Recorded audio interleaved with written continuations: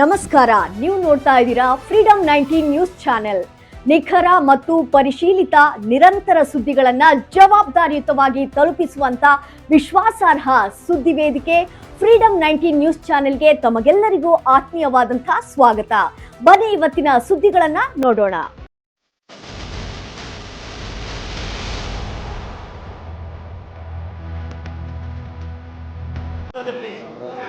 ಕ್ಯಾಮ್ರಾಕ್ಕೆ ಬರ್ದು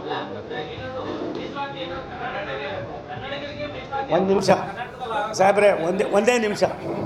ನಾನು ಲೋಕಸಭಾ ಸದಸ್ಯನಾಗಿ 2024ಕ್ಕೆ ಹೋದ ತಕ್ಷಣ ನನ್ನನ್ನು ಕರೆದು ರಾಷ್ಟ್ರದ ಪ್ರಧಾನಿಗಳು ನನ್ನನ್ನು ಮಂತ್ರಿ ಮಾಡಿ ನಮ್ಮ ತಾಯಿ ತಂದೆ ಆಶೀರ್ವಾದ, ಗುರುಗಳ ಆಶೀರ್ವಾದ, ಕರ್ನಾಟಕ ಜನರ ಆಶೀರ್ವಾದ ಅನ್ನೋ ಗೊತ್ತಿಲ್ಲ, ನನಗೆ ಜಲಶಕ್ತಿ ಮತ್ತು ರೈಲ್ವೆ ಎರಡನ್ನು ಕೊಟ್ಟರು.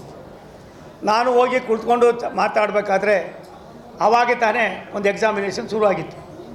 ತಕ್ಷಣವೇ ಪ್ರಧಾನಿಗಳ ಹತ್ರ ಹೋಗಿ 4-5 ಬಾರಿ ವಿನಂತಿ ಮಾಡಿದ್ಮೇಲೆ ಪ್ರಧಾನಮಂತ್ರಿಗಳು ಈ ರಾಷ್ಟ್ರದಲ್ಲಿರ್ತಕ್ಕಂಥ 15 ಭಾಷೆಗಳು, ಎಲ್ಲ ಭಾಷೆಯವ್ರಿಗೂ ಕೂಡ ಆಯಾ ರಾಜ್ಯದಲ್ಲಿರ್ತಕ್ಕಂಥ ಭಾಷೆಗಳಲ್ಲಿ ತಾವು ಮೊದಲ ಬಾರಿಗೆ ಎಕ್ಸಾಮಿನೇಷನ್ ಬರೆದು ಪಾಸ್ ಆಗೋದಕ್ಕೆ ಅವಕಾಶವನ್ನು ಕಲ್ಪಿಸಿಕೊಟ್ಟದ್ರೊಳಗೆ ಕರ್ನಾಟಕವು ಕೂಡ ಸೇರ್ಪಡೆ ಆಯಿತು. ಒಂದು ನಿಮಿಷ ತಾಳಪ್ಪ, ಮೊನ್ನೆ ಎಕ್ಸಾಮ್ ಅಲ್ಲಪ್ಪ ಅದಾಗಿರೋದು, ಅದು ಪ್ರಮೋಷನ್ ಆಗಿರೋದು ಯಾವುದು. ಒಂದು ನಿಮಿಷ ಪ್ಲೀಸ್. ಡೈರೆಕ್ಟ್ ಎಲೆಕ್ಷನ್ ನಿಮ್ಮ ಗಮನಕ್ಕೆ ತರ್ತೀನಿ.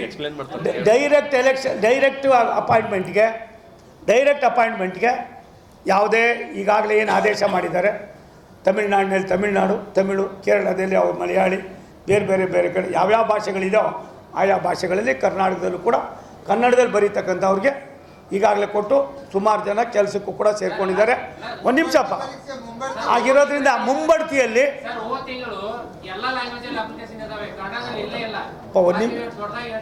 ಒಂದು ನಿಮಿಷ ರೀ ಪ್ಲೀಸ್.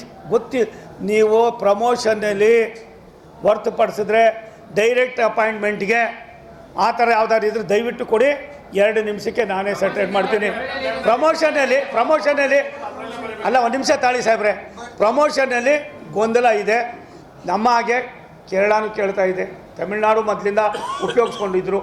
ಏನಾಗಿದೆ ಅಲ್ಲಿ ಒಂದೇ ಒಂದು ದುರಂತ, ಸೀನಿಯರ್ ಆಫೀಸರ್ಗಳಿಗೆ ಹೋಗಬೇಕಾದ್ರೆ ರೈಲ್ವೆ ಇಲಾಖೆಯ ಕರೆಸ್ಪಾಂಡೆನ್ಸು ಹಿಂದಿ ಮತ್ತು ಇಂಗ್ಲೀಷ್ನಲ್ಲಿ ಮಾತ್ರ ಇದೆ.